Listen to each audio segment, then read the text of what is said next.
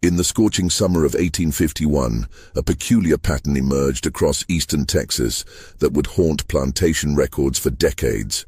7 slave owners, spanning 3 counties from Harrison to Cherokee, died within 18 months, under circumstances that defied every medical explanation of the time. Each had purchased the same man, each had died within weeks of the transaction, and each death was recorded with the identical phrase in county ledgers: sudden failure of constitution. What the authorities buried in those ledgers wasn't just bodies. It was a truth so disturbing that it would remain sealed in courthouse basements until the buildings themselves crumbled. The man responsible never raised a weapon, never poisoned a well, never left a mark that could be traced. Yet he eliminated his owners with a precision that turned him into something the plantation system had never encountered: a slave who could not be owned. Before we continue with the story of Samuel Kincaid, the only enslaved man to move through 7 plantations and leave 7 widows behind, I want you to do something for me. Hit that subscribe button right now, because this channel brings you the darkest corners of American history that textbooks refuse to touch. And leave a comment telling me what state or city you're listening from, because this story touches every corner of the South, and I want to know where my audience stands when they hear what Samuel really did. The man who would become known in whispered conversations as the Widowmaker first appeared in Marshall, Texas, during the spring cotton auction of 1850. Though his origins remain deliberately obscured in bills of sale that use 3 different birth states and 4 different ages, Marshall sat at the intersection of everything that made antebellum Texas profitable and paranoid. The county seat of Harrison County, it served as the last major stop before the Louisiana border, where cotton, timber, and human cargo moved through on their way to New Orleans markets. By 1850, the town had grown fat on cotton wealth, with brick courthouse buildings replacing wooden structures and plantation houses spreading like monuments to King Cotton across the piney woods. The Caddo Lake region provided water access. The soil ran rich with clay that held moisture through brutal summers, and the railroad was coming, though it wouldn't arrive until after the war changed everything. The white population of Marshall numbered around 2,000, with another 3,000 enslaved people working the surrounding plantations. The social structure operated with the rigid precision of a church hierarchy. Old Texas families who'd fought in the Revolution at the top, then Georgia and Carolina transplants who'd brought their slaves and their cotton knowledge, then land speculators and overseers, then poor whites who owned nothing but their skin color, and finally the enslaved who legally owned nothing at all. Into this world stepped Thomas Caffrey, a second-generation plantation owner whose father had claimed 600 acres during the Mexican period. Caffrey operated what locals called a moderate establishment. 32 enslaved people working 300 acres of cotton, with timber sales supplementing the income during lean years. He had a reputation as a practical man, neither notably cruel nor notably kind. The sort of owner who calculated profits down to the penny and viewed his labor force with the same emotional investment he gave his mules. Caffrey's wife had died of fever 2 years prior, leaving him with a 19-year-old daughter named Catherine, and a household that reflected the particular disorder of widowhood. He kept a tight budget, avoided the gambling and drinking that ruined other planters, and attended the Methodist Church with the regularity of a man who believed God rewarded discipline with prosperity. On April 14, 1850, Caffrey rode into Marshall with $600 in banknotes, intent on purchasing 2 field hands to replace workers he'd sold the previous autumn to cover debts from a poor harvest. The auction took place in the lot behind the Harrison County Courthouse, where a temporary platform served as the selling block, and buyers examined merchandise with the practiced eyes of men who'd been evaluating human bodies since childhood. Samuel Kincaid was lot number 7. The auctioneer's description noted him as male Negro, approximately 28 years of age, field-trained, no distinguishing marks or defects, papers showing clean title from New Orleans dealer. What the papers didn't show, because the New Orleans dealer had carefully omitted it, was that Samuel had been sold 4 times in the previous 2 years, each time after his owner had died unexpectedly. Thomas Caffrey paid $420 for Samuel, a moderate price that reflected neither premium quality nor suspect goods. The bill of sale was signed, witnessed, and recorded in the county ledger with the same bureaucratic efficiency that documented every commercial transaction in Marshall. Samuel walked off the platform and followed his new owner to a wagon already loaded with supplies, showing neither resistance nor visible emotion. The ride to the Caffrey plantation took 3 hours, following roads that turned from packed dirt to rutted trail as they moved deeper into the piney woods. Caffrey spoke little, offering only basic information about work expectations and the layout of the quarters. Samuel responded when addressed, using the verbal patterns expected of him, keeping his eyes appropriately lowered. What Thomas Caffrey didn't notice, what perhaps no white man could notice because the social order required them not to see it, was the way Samuel studied everything. The distance between the main house and the quarters, the location of the overseer's cabin, the rhythm of the plantation's daily routine, the relationships between the other enslaved people, the places where authority was enforced and the places where it merely assumed compliance. Samuel was assigned a cabin shared with 2 other field hands, given a blanket and a weekly ration of cornmeal and salt pork, and put to work in the cotton fields the following morning. His behavior over the next 6 weeks gave no one cause for concern. He worked steadily without being exceptional, spoke rarely, caused no disturbances. The overseer, a man named Wallace Pruitt, who'd worked for the Caffreys since before Thomas inherited the land, marked him down in his records as satisfactory but not notable. The other enslaved people, however, noticed something the white men missed. Samuel asked questions, not the dangerous questions that challenged authority, but the careful questions that mapped relationships and routines. He learned who was favored, who was punished, who had tried to run, who had been broken by the system. He learned that Caffrey suffered from headaches that left him bedridden for days, that he took laudanum for the pain, that his daughter mixed his medicine and managed much of the household in his invalid hours. He learned that the Caffrey plantation operated on credit extended by Marshall merchants, that the previous year's harvest had barely covered debts, that Thomas Caffrey was a man walking a financial tightrope who couldn't afford another bad season. On the night of June 2, 1850, Thomas Caffrey retired to his bedroom complaining of one of his recurring headaches. His daughter Catherine brought him his usual dose of laudanum, dissolved in water as she'd done hundreds of times before. He drank it, dismissed her, and settled into his bed to wait for the medicine to take effect. By morning, Thomas Caffrey was dead. The discovery came at first light when Catherine knocked on her father's door to bring him breakfast and received no answer. The door was unlocked. It was always unlocked because who needed to lock doors in their own house, protected by their own property? She found him in his bed, lying on his back with his eyes half open, his body already cooling in the morning air that carried the scent of pine resin through open windows.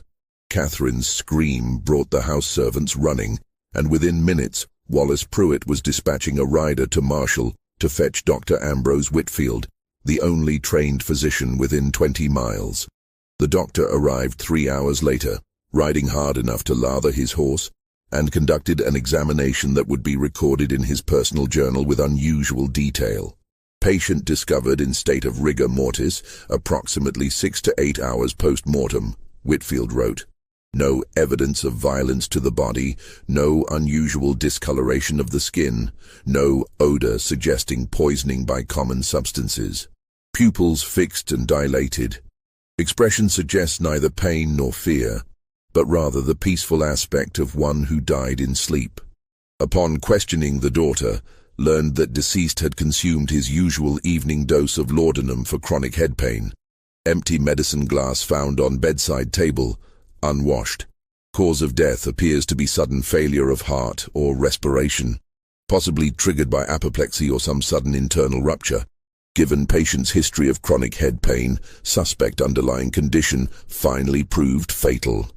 It was a perfectly reasonable conclusion for 1850 medicine, which understood little about sudden cardiac events, and even less about the subtle ways a human body could be induced to stop functioning.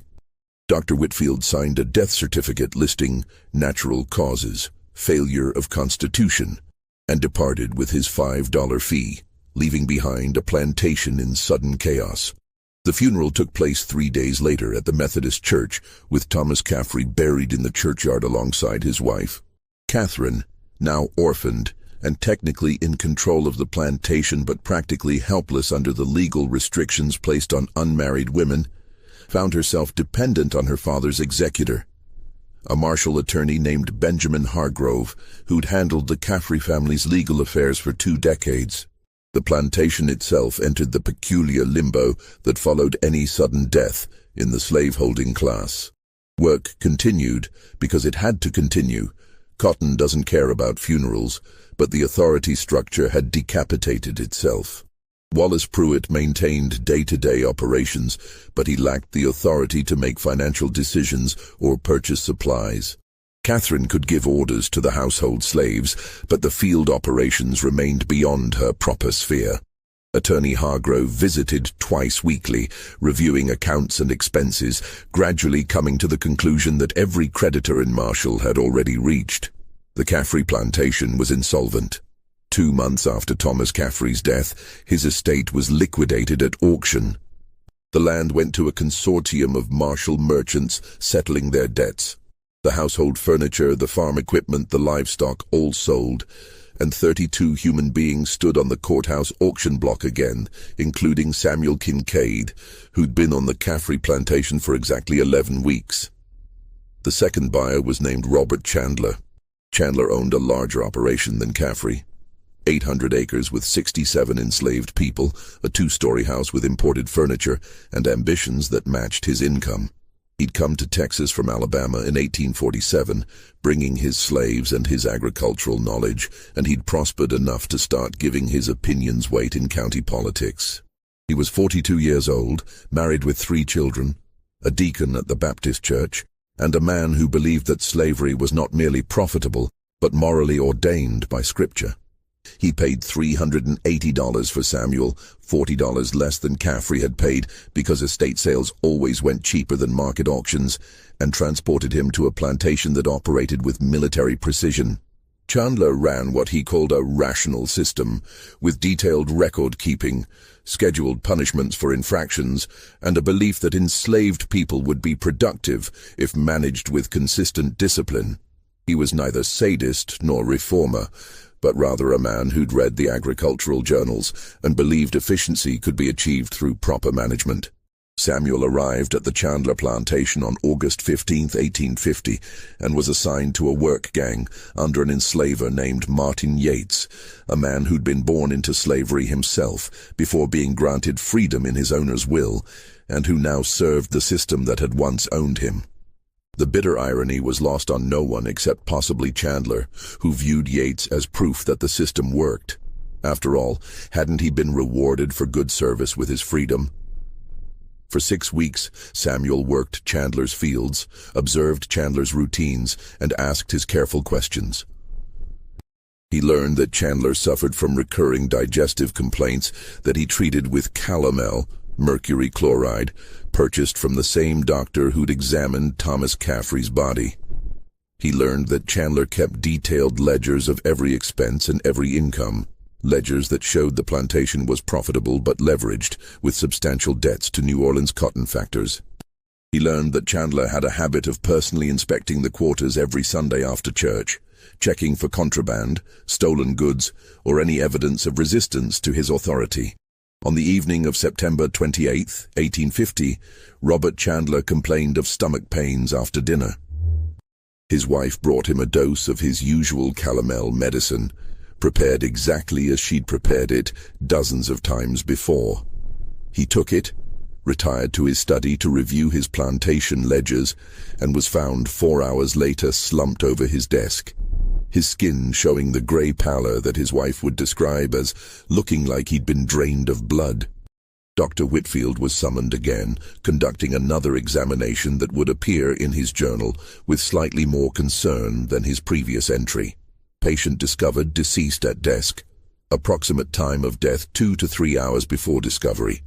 Skin shows unusual pallor and slight jaundice of the eyes, suggesting possible liver dysfunction.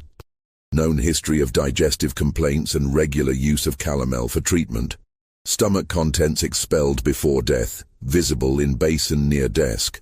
Death appears consistent with sudden organ failure, possibly related to chronic digestive condition. Mercury poisoning considered but dismissed, as patient had been taking calomel for years without incident. Cause of death recorded as failure of constitution, aggravated by chronic digestive disorder. The funeral took place at the Baptist church, where Chandler had been a deacon. The estate went into probate, and 6 weeks later, the Chandler plantation was liquidated at auction, with Samuel Kincaid once again standing on the courthouse block, now carrying the peculiar distinction of being sold from 2 consecutive estates. The whispers started then. Quiet conversations between slaves at different plantations passed along the invisible communication network that connected every enslaved community in the county. Samuel Kincaid had been on 2 plantations. Both owners had died of natural causes within weeks of his arrival. It might mean nothing. It probably meant nothing. But people were starting to notice. The third buyer was named Daniel Hartford, and with his purchase, the pattern became undeniable. Daniel Hartford operated differently than his predecessors. A North Carolina transplant who'd arrived in Texas during the Republic period, Hartford ran what he called a Christian plantation, which meant he held prayer services for his slaves every Sunday, forbade work on the Sabbath, and believed that slavery was a sacred trust that carried obligations of care. He didn't beat his slaves. He had his overseer do it because discipline was necessary, but shouldn't be administered in anger. He didn't separate families unless economic necessity required it. He provided adequate food and clothing, by which he meant the bare minimum to maintain working efficiency. Hartford's piety didn't extend to his business practices. He owned 93 human beings across 1,000 acres, operated a cotton gin that processed crops for smaller plantations, and extended credit to neighboring farmers at interest rates that would make a Montgomery Street banker proud. He attended church 3 times weekly, quoted scripture in casual conversation, and genuinely believed he was one of God's elect, destined for salvation, while performing his earthly duty of managing the inferior races. When Hartford purchased Samuel Kincaid for $350 on November 12, 1850, he'd heard the rumors. 2 previous owners, both dead. But Hartford believed in providence, not superstition. If God had chosen to call those men home, who was he to question divine will? Besides, the price was good, the slave appeared healthy and capable, and Hartford had never been a man to let gossip influence sound business decisions. Samuel arrived at the Hartford plantation and was assigned to the cotton gin operation, work that required more skill than field labor and brought him into closer proximity to the plantation's commercial operations. He worked alongside 15 other enslaved people who operated the machinery, processed the raw cotton, and loaded bales for transport to the Marshall shipping depot. Hartford himself spent 3 days each week at the gin, supervising operations and meeting with the small farmers who brought their crops for processing. He was a visible presence, a man who believed that personal oversight prevented theft and inefficiency. He also believed in setting an example of proper Christian behavior, which meant he didn't drink, didn't gamble, didn't consort with women other than his wife, and maintained what he considered a clean household. What Hartford didn't know, what his piety prevented him from seeing, was that his clean household depended entirely on the enslaved woman who prepared his meals. Her name was Rachel, and she'd worked in the Hartford kitchen for 12 years, ever since being purchased as a teenager from an estate sale in Louisiana.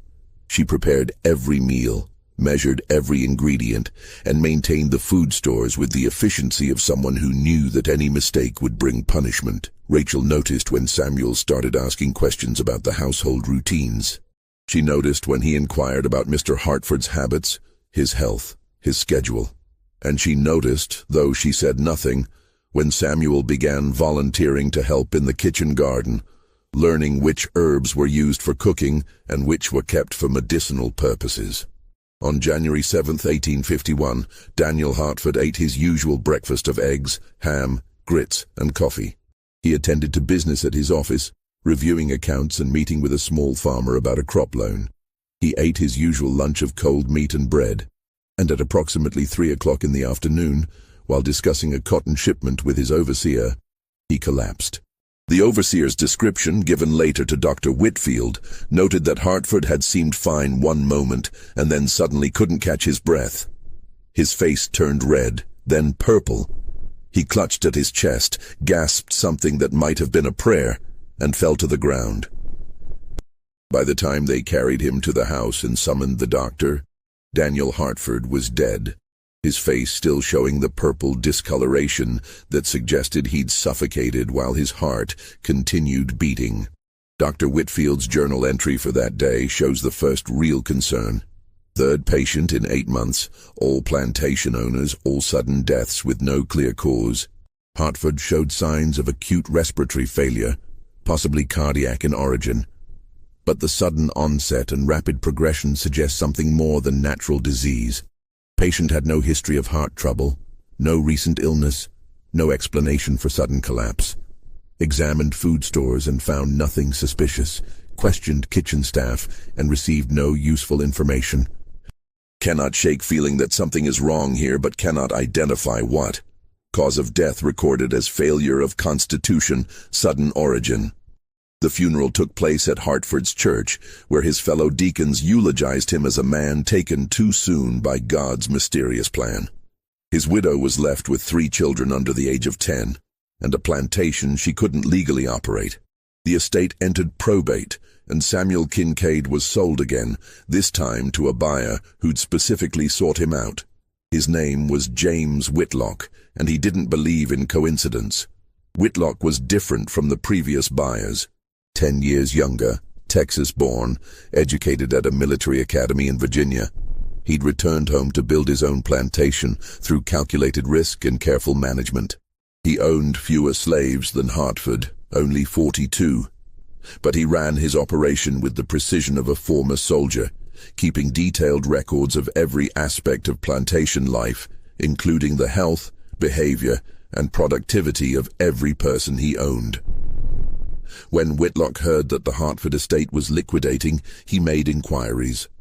When he learned that Samuel Kincaid was being sold from his 3rd consecutive estate, he became interested. When he discovered that all 3 previous owners had died of natural causes within weeks of purchasing Samuel, he became fascinated.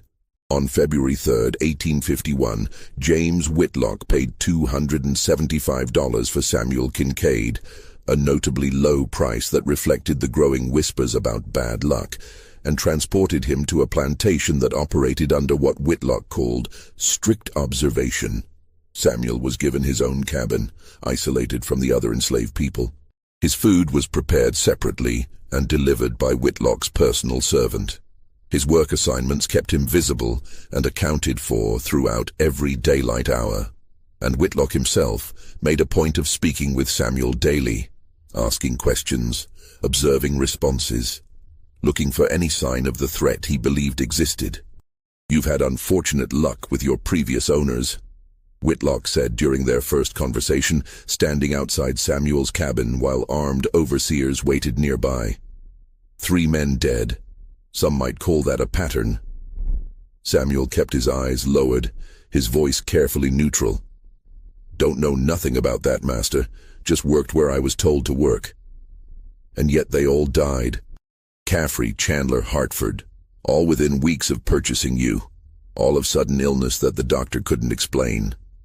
Whitlock paused, studying Samuel's face for any reaction. "You know what I think? I think you're either the unluckiest slave in Texas, or the most dangerous. Just trying to do my work, master. Don't want no trouble. Good, because I'm watching you, Samuel. Every hour of every day you're being watched. If you sneeze wrong, I'll know about it. If you so much as look at someone sideways, I'll know. And if anything happens to me..." Whitlock leaned closer, his voice dropping to barely above a whisper. If anything happens to me, they won't wait for a trial. They'll hang you from the nearest tree and ask questions later. Do you understand?" "Yes, master." Whitlock straightened, satisfied that he'd made his point. He'd put the slave on notice, established his authority, and created a surveillance system that would catch any suspicious behavior. It was a rational approach to an irrational problem, the sort of military thinking that had served him well at the academy. It didn't save his life. For 11 weeks, Samuel worked under constant observation. He performed his assigned tasks: carpentry work on a new barn, repairs to the slave quarters, general maintenance around the plantation. He ate food prepared separately from the general kitchen.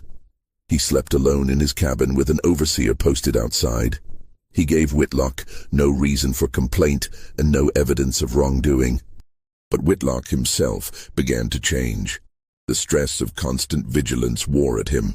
He slept poorly, started at unexpected sounds, found himself checking and rechecking his food before eating. His wife noticed that he'd grown paranoid, jumping at shadows, making wild accusations against servants who'd worked faithfully for years. His overseer noted in his daily reports that Whitlock seemed nervous and agitated, not himself, like a man expecting attack at any moment. On April 19, 1851, James Whitlock dismissed his food taster, a young enslaved boy he'd recruited for that specific purpose. After deciding that the constant surveillance was making him look foolish, he ate dinner with his wife and children, retired to his study to review accounts, and spent 2 hours working on his detailed plantation records. At approximately 10 o'clock that evening, Whitlock's wife heard a crash from the study. She found her husband on the floor, convulsing, his eyes rolled back in his head, foam at his mouth. He died before she could summon help, his body still twitching with what the doctor would later describe as symptoms consistent with epileptic seizure or possible poisoning, though patient had no history of seizures and no evidence of poison could be identified.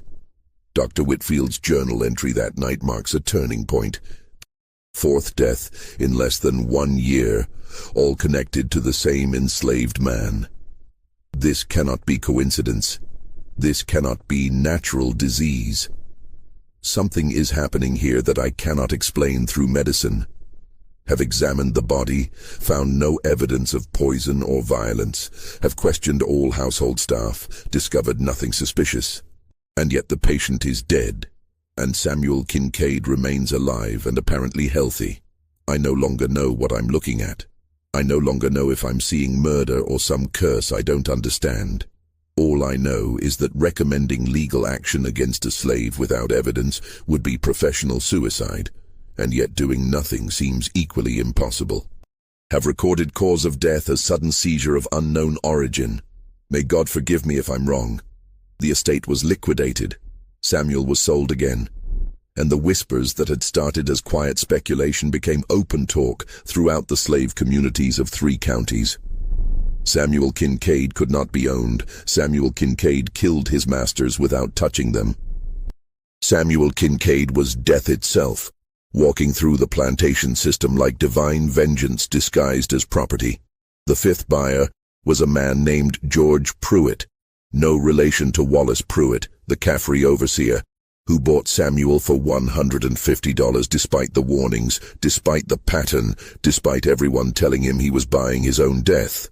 Pruitt was either brave or stupid, or so deep in debt that he didn't care, needing cheap labor regardless of the cost.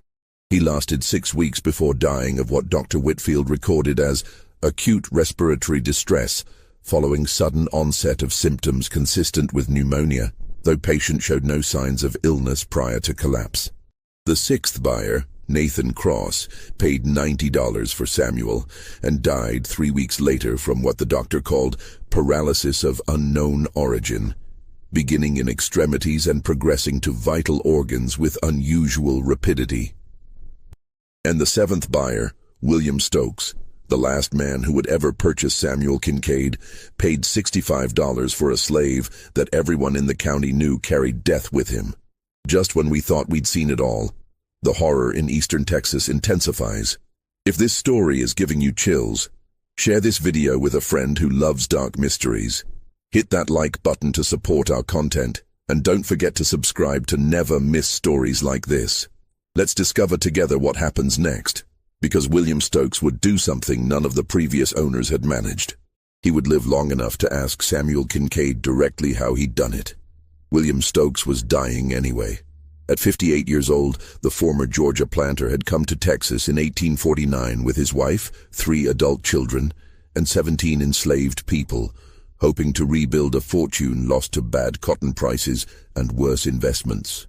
He'd purchased a marginal property 40 miles south of Marshall in Cherokee County, where the soil wasn't quite good enough for cotton and the timber had already been logged out by previous owners. He'd struggled through 2 years of inadequate harvests, watched his children abandon him for better prospects in New Orleans, and seen his wife waste away from consumption until she died in the spring of 1851. By August of that year, when he heard about a slave being sold cheap in Marshall because of rumors nobody sensible believed, William Stokes knew he had maybe 6 months before the creditors foreclosed on his worthless land. He knew his own body was failing. The cough that wouldn't quit, the weight he couldn't keep on, the exhaustion that made every day feel like climbing a mountain. He knew he was going to die on his worthless land, alone, having failed at everything that mattered. So when the auctioneer in Marshall offered him a healthy field hand for $65, less than a quarter the normal price, William Stokes bought Samuel Kincaid, took him back to Cherokee County, and did something none of the previous owners had considered. He asked questions. Not the threatening questions Whitlock had asked, not the suspicious interrogations that assumed guilt. Instead, on their 3rd evening together, sitting on the porch of a house that was falling apart around them, Stokes offered Samuel a cup of coffee. Real coffee, not the chicory substitute most slaves received, and spoke to him like a human being. "You've killed 6 men," Stokes said, his voice matter-of-fact, carrying no anger or accusation. "I know it. You know it. Every slave in 3 counties knows it. What I can't figure out is how." Samuel sat silent, the coffee cup in his hands, calculating whether this was another trap. "I'm dying anyway," Stokes continued, staring out at fields gone to weed. "Got maybe 6 months before the consumption takes me, or the bank does. So I'm not afraid of you. I'm curious." He turned to look at Samuel directly. "How did you do it?" The silence stretched between them, filled with the sounds of cicadas and the distant howl of a dog. Then Samuel spoke, his voice shedding the dialect he'd carefully maintained for 18 months. "You really want to know?" "I really do. And if I tell you, you'll have me hanged." Stokes laughed, a wet sound that turned into a coughing fit. When he recovered, he shook his head. "Boy, I'll be dead before any trial could happen, and even if I wasn't, who's going to believe a dying man's confession? They'd say the consumption had rotted my brain." He took a sip of his coffee. "So tell me, how does a slave kill 6 owners without anyone catching him?" Samuel studied the old man's face, looking for the trap, the trick, the betrayal that his entire life had taught him to expect. He found only exhaustion and genuine curiosity from a man who had nothing left to lose. "You don't poison them," Samuel said quietly. "That's what everyone thinks, but poison leaves traces. Doctor examines the body, finds evidence, you hang. You don't hurt them physically, because that leaves marks. You don't steal, because they check your cabin. You don't run, because that admits guilt." He paused, choosing his words carefully. "What you do is make them afraid." "Afraid of what?" "Of you. Of death. Of the thing they think you might do." Samuel's voice carried a tone that hadn't been there before, something cold and analytical. Thomas Caffrey had headaches. Everyone knew it. Took laudanum every night. Same dose, same time. I didn't touch his medicine. I just asked questions. Careful questions. About his headaches, about his symptoms, about how bad they'd gotten. Asked the house servants, asked the other field hands. Made sure those questions would get back to him, like I was studying him, learning about his weakness. And he started thinking about dying. Started worrying that the next headache might be the one that killed him. Started examining every symptom, every pain, wondering if this was the beginning of the end. Samuel's eyes stayed fixed on something in the distance. He took his usual laudanum that night, but he also took extra because he was scared, because the headache was worse than usual, because fear makes pain worse. Took enough to stop his heart in his sleep. Stokes absorbed this, his expression unreadable. You killed him with his own fear. I made him aware of what was already killing him. The laudanum addiction, the headaches that got worse every month, the dose he kept increasing because the pain kept growing. He would have died anyway, maybe in a year, maybe 2. I just made him die sooner, on my schedule. Chandler, same principle, different method. He took calomel for his stomach, mercury medicine that was slowly poisoning him anyway. Everyone takes it. Nobody thinks about what it does over time. I just made him aware of his symptoms, made him think about organ failure, made him scared enough to take extra doses when the pain got worse. Samuel's voice remained flat, clinical. Fear causes stress. Stress causes stomach problems. Stomach problems make you take more medicine. Medicine kills you. I just started the wheel spinning. Hartford was harder. He didn't have an obvious weakness, didn't take medicine regularly. But he was pious, believed in God's judgment, believed in sin and punishment. So I let him see things that made him question his own righteousness. Small things. A conversation he overheard about slaves discussing Judgment Day. A Bible verse left open in his office to passages about false prophets. Questions asked about whether slavery was truly Christian, asked where he'd hear them but never directly to him. Samuel paused, made him doubt himself, made him question his salvation, made him start seeing signs of God's displeasure everywhere. The stress triggered his heart. Not poison, not violence. Just fear eating him alive from inside. Stokes sat quietly, processing what he was hearing. The others?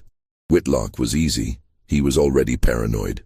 Just had to feed that paranoia, make him see threats everywhere, keep him in a constant state of alert until his body broke down from the stress. Pruitt and Cross were variations on the same theme. Find the weakness, make them conscious of it, let their own fear do the work. Samuel finally turned to look at Stokes directly. Fear is the most powerful poison there is. It doesn't leave traces. It doesn't need a weapon. It just needs someone who's already sick, already dying, already carrying the thing that will kill them. All you have to do is make them see it. The silence that followed was broken only by Stokes's ragged breathing. Finally, the old man nodded slowly. "You're not a murderer," he said. "You're something worse. You're a mirror. You show men what's already killing them and let them finish the job themselves." "I'm a slave who refuses to be owned," Samuel replied. "That's all I've ever been. And now you're here, on my worthless land, waiting for me to die of consumption so you can be sold again." Stokes laughed again, that wet, terrible sound. "Except I'm not going to die that way." Samuel's expression didn't change, but something shifted in the air between them. "I'm going to free you," Stokes said. "Tomorrow, I'm going to take you to Jefferson, get the papers drawn up, manumit you legally. Let you walk out of here a free man before I die, and my creditors seize every asset I own." He stood up, joints cracking, supporting himself on the porch railing. "You want to know why? Because what you did, it's the most brilliant revenge I've ever heard. You turned the system against itself.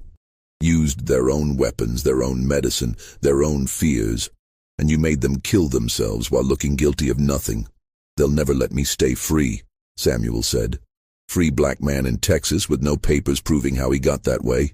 They'll sell me back into slavery within a month. Then you go north, get to Mexico, get to a free state, get somewhere they can't touch you." Stokes turned to go inside, then paused. "You know what the real horror is. It's not that you killed 6 men. It's that you proved slavery can't work. Can't really own a man who's smarter than you. Can't really control someone who understands your weakness better than you do. You're proof that the whole system is built on sand." He went inside, leaving Samuel on the porch with his coffee, and went to bed for the last time. William Stokes died 3 days later before he could make the trip to Jefferson to file manumission papers. He died of consumption, exactly as expected, his body finally giving up after months of deterioration. His death was not mysterious, not suspicious, not anything but the natural progression of a disease that had been killing him since before he'd ever heard of Samuel Kincaid. But what happened next revealed something that the previous 7 deaths had obscured. The true scope of Samuel's plan and the reason he'd never attempted to escape despite multiple opportunities.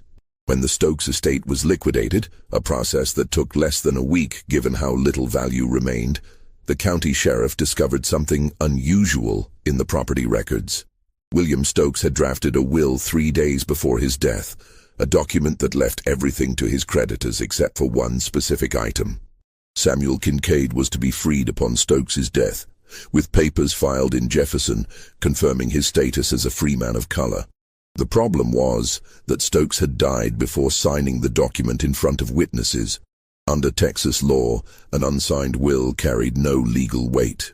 Samuel remained property, subject to seizure and sale like any other asset. The sheriff, a man named Douglas Kimball who'd served in that role since 1848, found himself facing a peculiar dilemma. He had an enslaved man who'd been present at 7 consecutive owner deaths, a pattern that everyone acknowledged but no one could prove meant anything. He had a dead man's unsigned will suggesting that the deceased had intended to free this particular slave. And he had a growing sense that something was very wrong about the entire situation. Kimball did what any sensible lawman would do. He locked Samuel in the Marshall jail while he investigated. The investigation lasted 2 weeks and uncovered nothing criminal but everything suspicious. Kimball interviewed Dr. Whitfield, who admitted his concerns but acknowledged he had no evidence of wrongdoing. He interviewed the widows of the deceased men, who shared their suspicions but could provide no proof. He interviewed the overseers, the other enslaved people, the merchants who'd done business with the dead men. What emerged was a portrait of improbable coincidence stretched to its breaking point. 7 men, all dead of natural causes, all within weeks of purchasing the same slave. 7 estates liquidated, 7 families disrupted, 7 fortunes scattered, and 1 man, Samuel Kincaid, who remained healthy and apparently innocent of everything except being present when death called. The legal problem was simple. Texas law recognized no crime in what Samuel had done, because Texas law couldn't prove he'd done anything. He'd raised no weapon, administered no poison, committed no violence. The fact that 7 men had died after purchasing him was, legally speaking, coincidence. Unfortunate, suspicious but not criminal. The social problem was more complex. The white community of Harrison County found itself facing an uncomfortable truth. They had no mechanism to address a threat they couldn't prove existed. If Samuel was guilty, he was guilty of exploiting the very system designed to control him. If he was innocent, then 7 men had died of random chance so improbable that it defied statistical possibility. Either way, no one wanted to buy him. The auction, held on September 15, 1851, attracted exactly 3 bidders, all of them land speculators, hoping to resell him farther west, where his reputation hadn't spread. The winning bid was $42, less than the cost of a good mule, from a dealer named Thompson who planned to transport him to San Antonio, where nobody knew his history. But on the morning Samuel was to be transferred, something unexpected happened that would seal his fate and reveal the final piece of his design. A delegation of enslaved people from 7 different plantations appeared at the Marshall courthouse, asking to speak with Sheriff Kimball. It was unprecedented. Slaves approaching white authority directly, requesting an audience, acting as if they had rights to petition. The sheriff considered having them whipped for their presumption, but something in their manner suggested this was important enough to hear. What they told him changed everything. The delegation spokesman was a man named Daniel, who'd worked the Chandler plantation and had known Samuel during his brief time there. Daniel spoke carefully, choosing words that wouldn't implicate himself or others. but making clear that the enslaved community knew things the white community didn't. "Samuel Kincaid ain't killing nobody," Daniel said, his eyes properly lowered, his tone respectful. "He ain't poisoning, he ain't hurting, he ain't doing nothing you could hang him for, but he's teaching." "Teaching what?" Kimball asked. "Teaching us how they dying anyway. Teaching us how to see what's already there, what's already killing them. The medicine they take, the food they eat, the stress they carry. Teaching us how to notice, how to ask questions, how to make them see what they already dying from." Daniel's voice remained steady, but there was something underneath it. Pride, maybe, or satisfaction. "He ain't creating nothing new, he's just showing us what's always been there."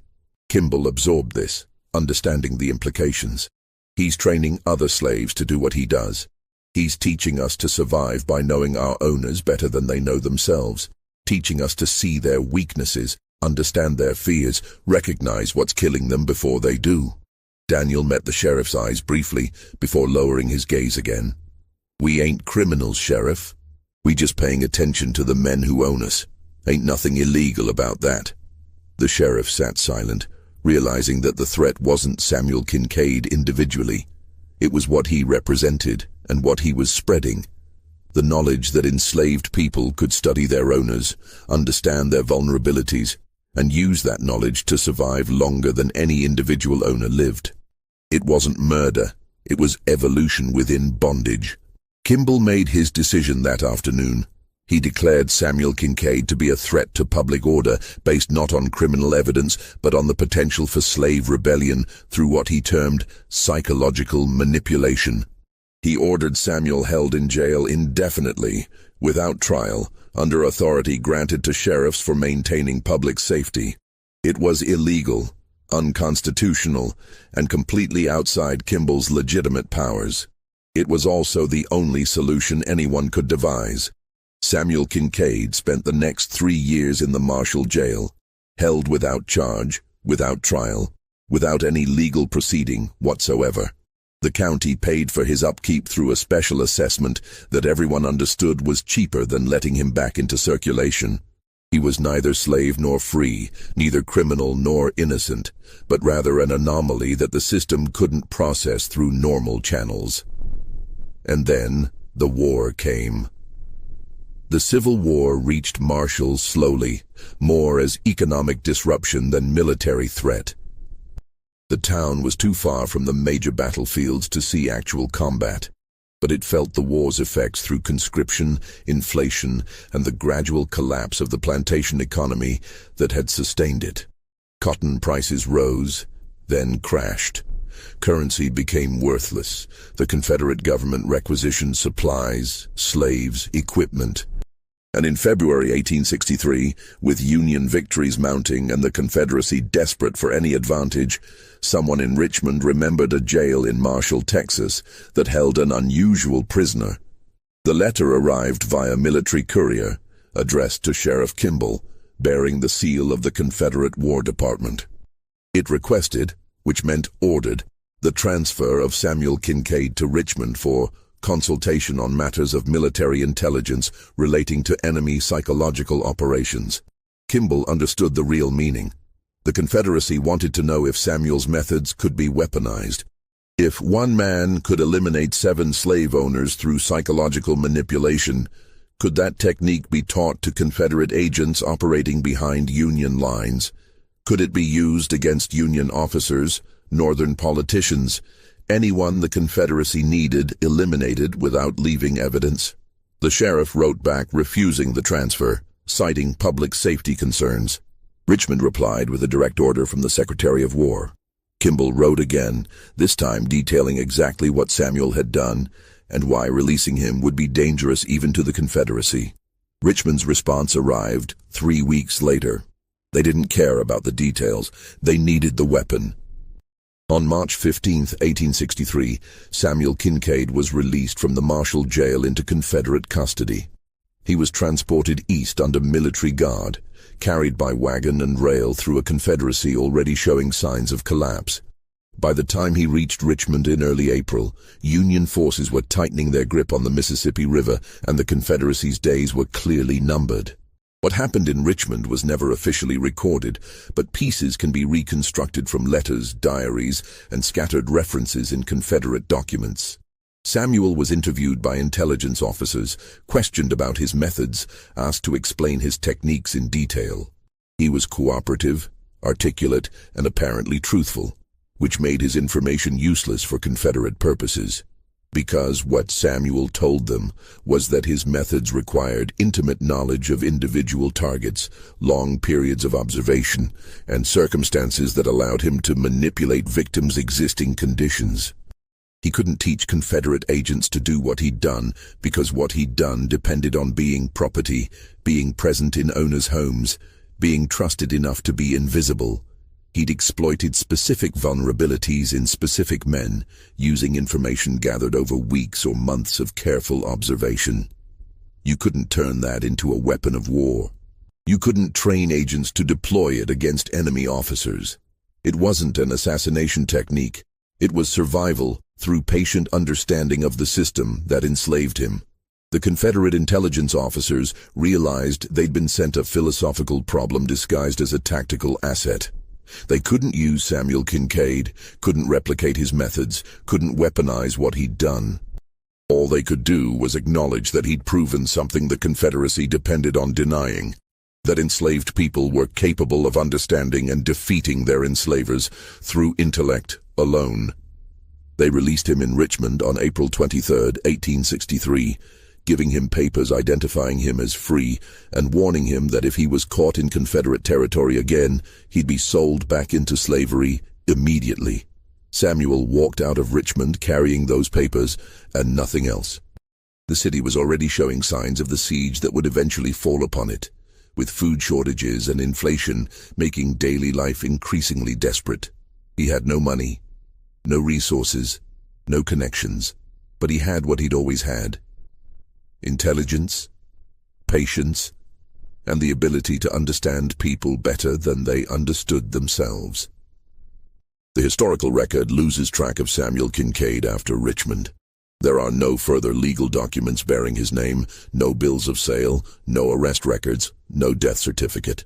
He vanished into the chaos of the Civil War's final 2 years, a ghost who'd proven that the peculiar institution could be defeated one owner at a time through nothing more than careful observation and the weaponization of fear.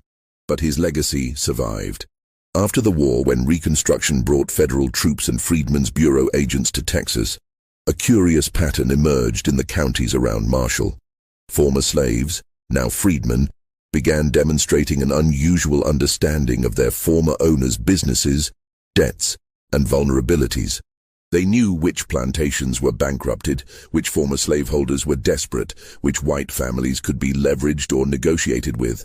They knew because they'd been taught to pay attention, taught to observe, taught to understand that survival meant knowing your enemy better than they knew themselves. And though Samuel Kincaid's name never appeared in the teaching, his methods had spread through the slave communities like a virus, passed quietly from plantation to plantation, from person to person, changing how enslaved people understood their relationship with power. The Freedmen's Bureau records from Harrison County, preserved in the National Archives, contain dozens of cases where formerly enslaved people successfully negotiated for land, wages, or compensation by demonstrating detailed knowledge of their former owners' financial situations.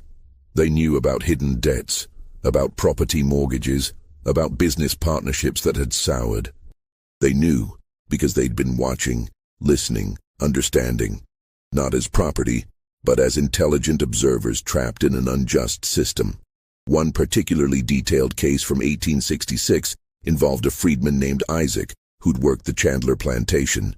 When the former overseer tried to cheat him out of promised wages, Isaac produced a complete accounting of the plantation's finances for the previous 5 years, including crop yields, sales prices, and outstanding debts. He'd memorized it all, piece by piece, year by year, waiting for the moment when that knowledge would become useful. The overseer, confronted with information he thought had been safely hidden in ledgers that illiterate slaves couldn't read, was forced to pay. Isaac later told the bureau agent that he'd learned the importance of attention from a man who passed through once, who showed us that knowing was surviving. The white community of Marshall struggled to adapt to this new reality where their former property possessed intimate knowledge of their vulnerabilities. Some former slaveholders abandoned their land entirely, unable to negotiate with people who understood their desperation too well. Others adapted, recognizing that the freedmen they'd once owned were now partners in an economy that had collapsed and needed rebuilding. But all of them learned that the relationship between enslaved and enslaver had never been as one-sided as they'd believed. The county records from that period show a dramatic increase in land transfers, contract disputes, and negotiations where freedmen held unexpected leverage. Some of this was simple economics.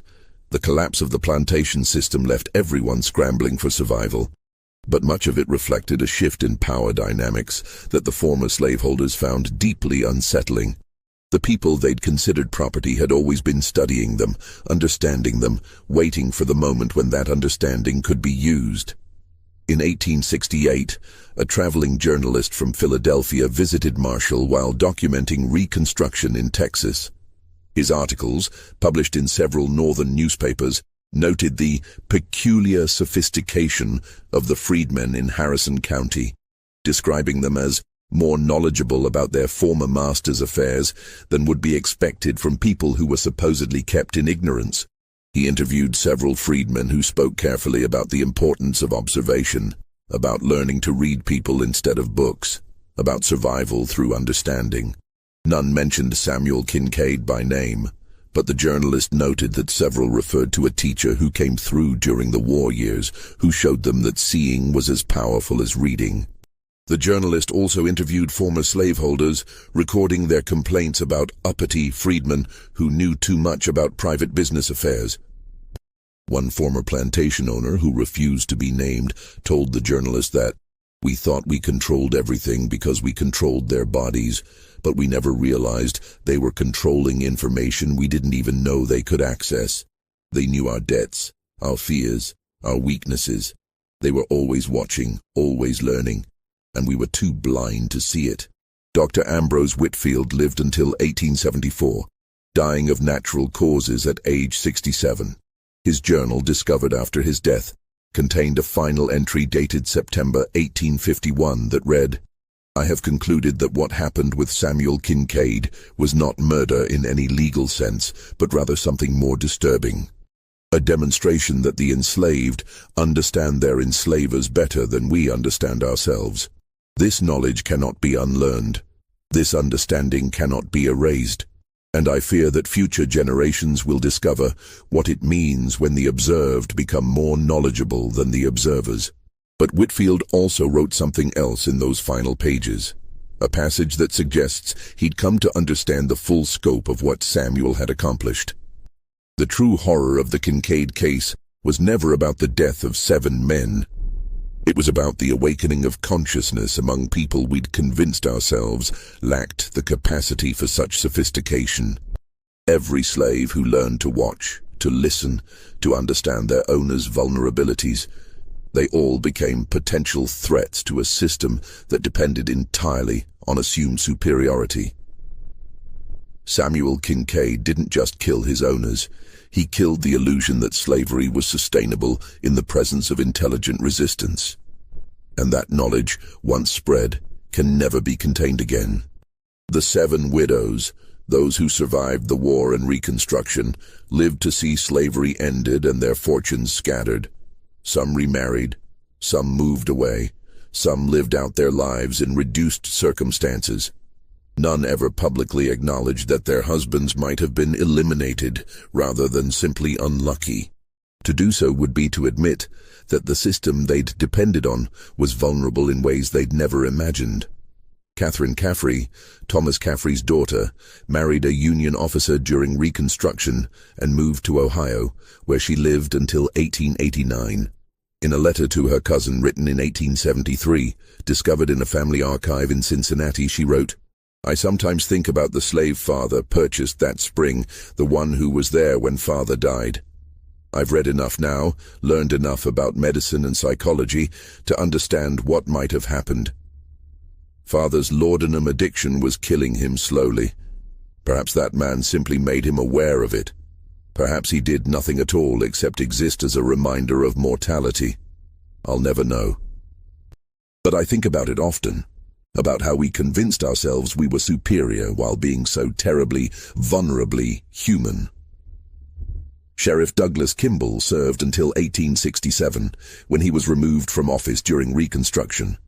He died in 1882, having spent his final years insisting that holding Samuel Kincaid without trial had been justified, necessary, and the only way to prevent what he called psychological rebellion. History has not been kind to his reasoning. But in his private papers, donated to the Harrison County Historical Society in 1923 by his grandson, there's a letter written in 1870 that reveals his deeper understanding of what he'd witnessed. I held that man in jail for 3 years without charge because I couldn't prove he'd committed a crime.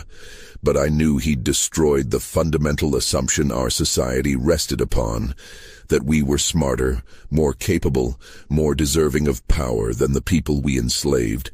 He proved that wrong simply by existing and surviving.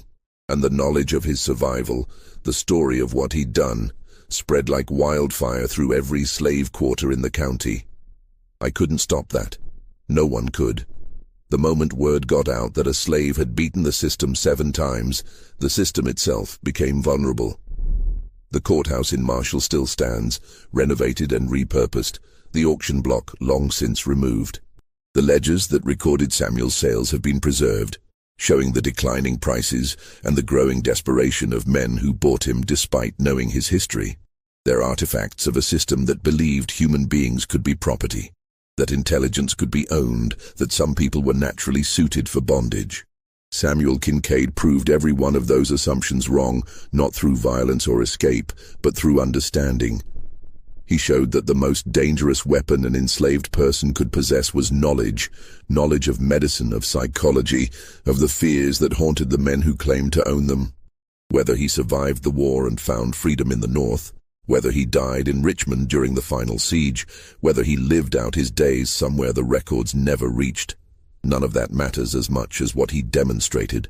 He proved that slavery created its own vulnerabilities, that every act of ownership created an opportunity for the owned to understand the owner, and that fear was a poison that required no bottle and left no trace. 7 men bought Samuel Kincaid, and 7 men died.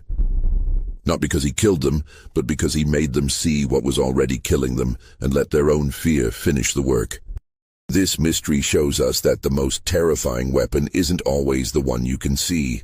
Sometimes it's the knowledge held by those you've convinced yourself don't have the capacity to use it against you. What do you think of this story? Do you believe everything was revealed?